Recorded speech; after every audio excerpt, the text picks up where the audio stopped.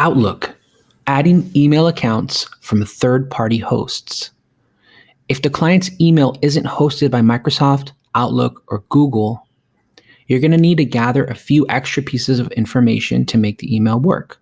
A lot of people get stuck and trapped in this point, and this is where you come in. This is where a lot of the money is. Third-party email hosts, companies that host emails that aren't Microsoft or Google or Outlook, they don't give as good support, and it's not an automatically configured situation. So let me show you a little more. As you can see on the screen, Microsoft Office 365, Outlook.com, Exchange 2013 or earlier, and Google are auto-configure options, which means if you have your email hosted by one of those 5, and then you click on there and you put your email and password in, it's automatically just going to work. But if you don't have your email hosted by any of those 5, then you're going to need to get the specific IMAP or POP settings from your email service provider. Okay, it's very easy to get.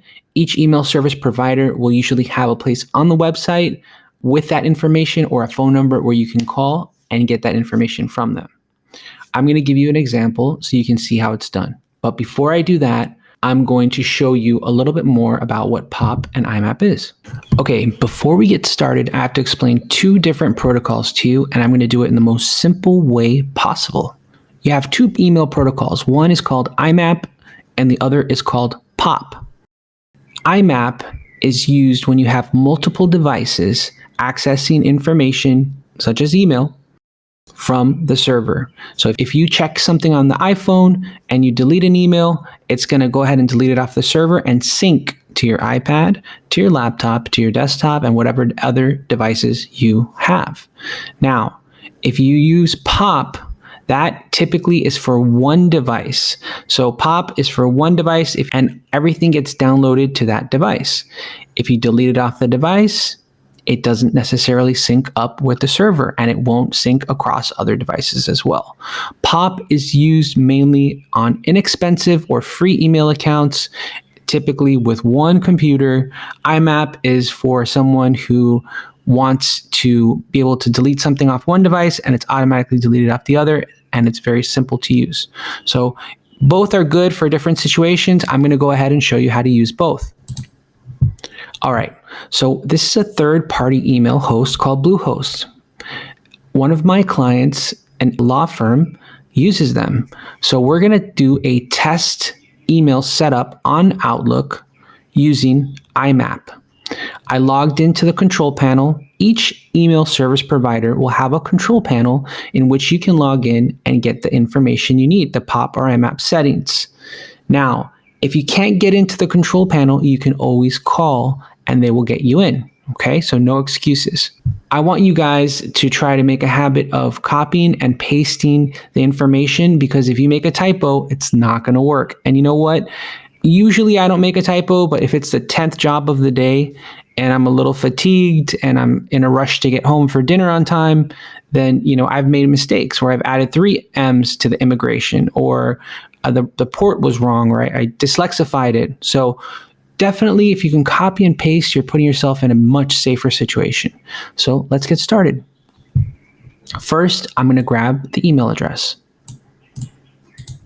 Now, when you ask your client for the email address, you're going to want to have them give it to you in writing. Okay, this saves a lot of time and errors and mistakes. Clients will tell you the email address and you'll think it's spelled in one way, and for some reason, they'll spell it in another way. Okay, and that can waste hours, and it's very difficult to bill someone for a mistake. It's easy to bill them for a solution, but it's very difficult to bill them for a mistake. So what you want to do, and I'm going to go back to the slide for this, is you want them to text it to you. Okay, so ask the client for their email address, preferably for them to text it to you.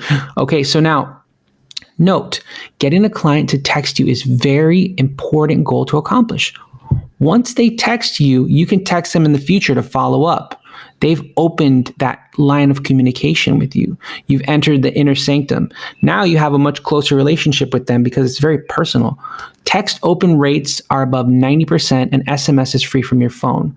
So in the business side of this course, I'm going to show you how you can use that text to get more and more and more business, okay? But you can't just text them out of the blue like people you don't know. This is the way to get them in, to opt in to you, okay? Now back to Outlook. They text us, we get the email address, we put it in, and then we hit connect. So we wait. And what Outlook tries to do is it tries to do what's called auto configuration. It tries to see if it can automatically connect your email and add it to its client. Now, in some cases it can. According to Bluehost, they do it, but unfortunately that's not the truth. So we have the IMAP settings. We click IMAP, okay? And the reason we're using IMAP is because this client wants to be able to check the email on multiple devices. They want to check it on the phone, on the iPad, the laptop, the desktop, wherever they are, they want to check their email.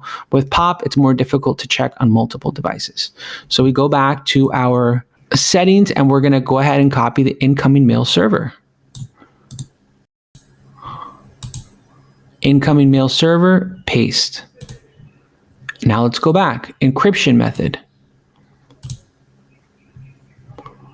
So I already made a mistake, but I caught myself. We're going to use an encryption method because this is without secure socket layer and we want to have SSL. So we'll copy the incoming mail server for SSL.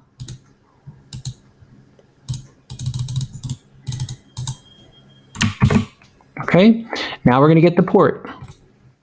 And the port is IMAP, which we're using 993. So I'm going to go ahead and copy it. And the encryption method would be SSL TLS for us. In this case, it could be different for a different email service provider. You have to reference, it's very specific. You can't guess this because you'll spend hours trying to guess what works. And then we'll go back and we'll get the outgoing, which is going to be, in this case, the same. So I'll just copy from up here, copy, paste, and we're going to go back to the port, supported port 465. Okay, hit copy. All right, so we have the ports. We have the incoming and outgoing email server. It didn't say specifically if it requires login using secure password authentication. So we'll try it without requiring that. Probably going to need it, but require it without. We'll make sure we double check all the information, okay? So we have the incoming mail server, we have the port, we have the outgoing mail server, we have the port, and we have the encryption method, which is going to be SSL. Hit next. And we have to put the password, of course. Now, this is a very critical thing to do here. If you are with a new customer that doesn't really know you that well, you want to have the customer put the password in just to make them feel more comfortable. You don't want to be asking them for all their passwords. A lot of customers try to use the same password across the board for their bank accounts and their Bitcoin and whatever they might have. So it's better to have them put the password in and not to ask them for their password. If they say, "Oh, I trust you, here's my password," you can say, "Look, I'll put it in, but don't make it a habit of giving people your password." That's good security, okay? So you put it in.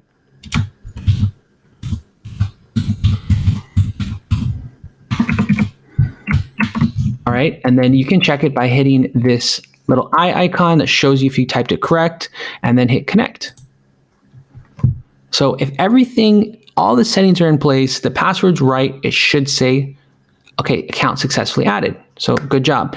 If it did not say account successfully added, you can do one of the following. You can go back and check the settings to make sure there's not a typo.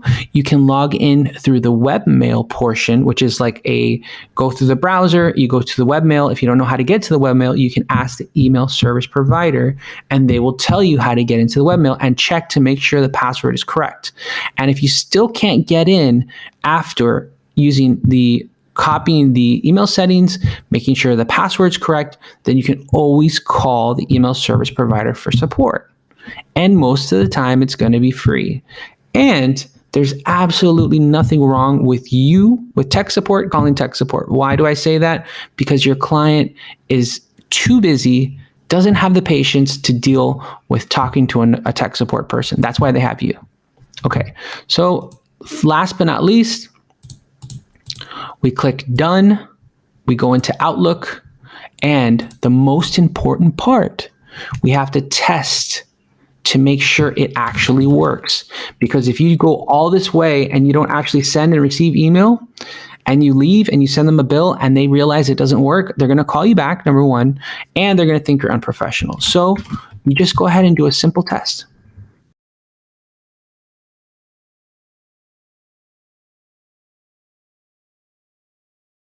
All right, so we got the email. We're going to send a test to ourselves, and the subject will be test,